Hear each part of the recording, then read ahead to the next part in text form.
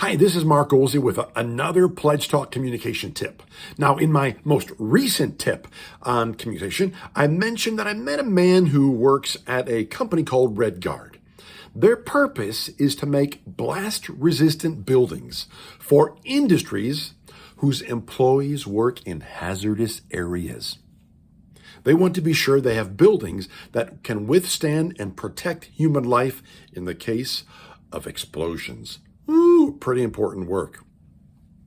Now, on their website, they talk about 4 states of mind that can cause or contribute to critical errors on the job or in their workmanship. I couldn't help but think how these 4 states of mind could lead to critical errors in our conversations as well. In last week's tune-up communication tip, I talked about the first state of mind to watch out for. That is the state of rushing. If we are rushing through a conversation, the likelihood is that all kinds of critical errors will be made, and the safety of that relationship, it'll be at stake. Well, the same is certainly true if we endeavor to have conversations with the second state of mind that it talked about that we need to be sure we don't have when we're communicating. That's the state of frustration. Now, I don't know about you, but there are days when it's just one of those days. You know what I'm talking about.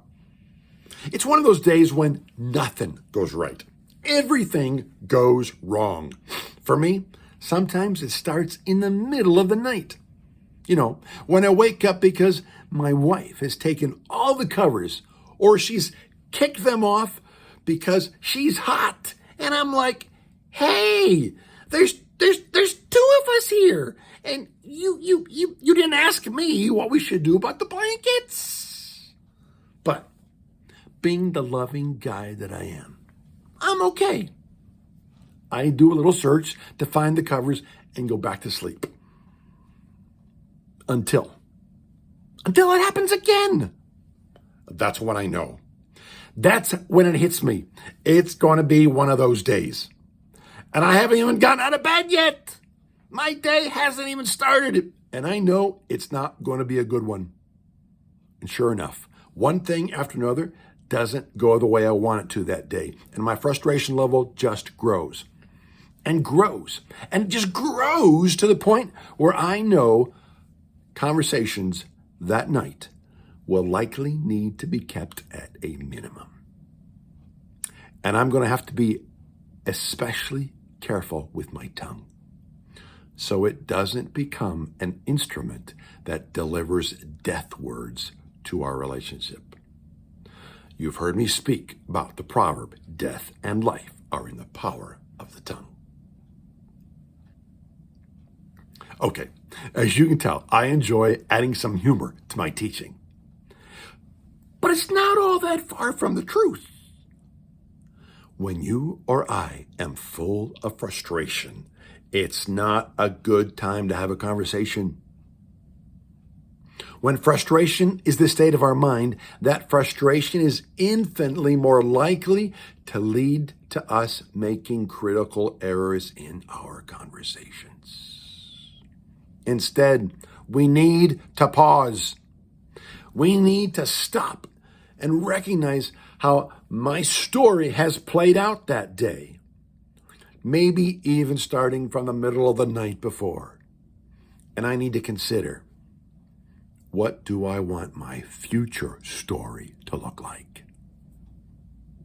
What do I want the rest of our evening or our week even to look like? Hopefully, by my pausing, I can find enough emotional wherewithal to process everything that went on that day and get to a better state of mind so that instead of death words, I might speak life words as we finish out our night. But I have to be honest. There are times I just say to my wife, honey, I just have to go to bed and start all over again tomorrow. Trying to have conversation when you are in a state of frustration is not safe. it will lead to critical errors, not only in your conversation, but in your relationship. So first, address your frustration. Then get back into the conversation. So here's a plug for those of you watching this communication tip on YouTube. If you want to learn how to address your frustration so you can get back to a peaceful state of mind, join the Pledge Talk Learning Community and take my 4-week course on what to do when overwhelmed with emotions. You can join by going to learnpledgetalk.com. This is Mark Olsey, author and creator of Pledge Talk.